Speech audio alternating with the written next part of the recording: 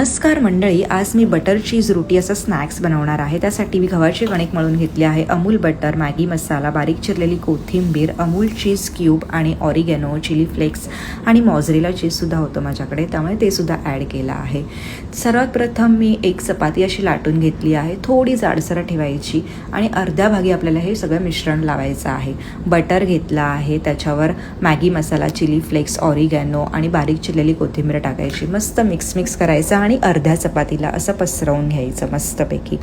आणि त्याच्यावर अमूल चीज cube crash करून टाकायचा आणि मॉझरेला चीजसुद्धा टाकून द्यायचा आणि अर्धी चपाती फोल्ड करायची आणि तवा गरम करून त्यावर बटर किंवा तेल टाकून मस्तपैकी दोन्ही साईडने खरपूस अशी भाजून घ्यायची आहे. व्यवस्थित थोडी क्रिस्पी करायची मस्तपैकी भाजून. खूप मस्त लागते आणि आपल्याला हव्या त्या आकारामध्ये त्याचे पीसेस कट करायचे आणि सॉसबरोबर सर्व करायचे. खूप यम्मी आहे हा स्नॅक्स. वाव, खूप टेस्टी लागतो.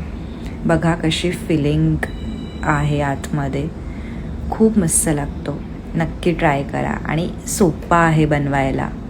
थँक्यू.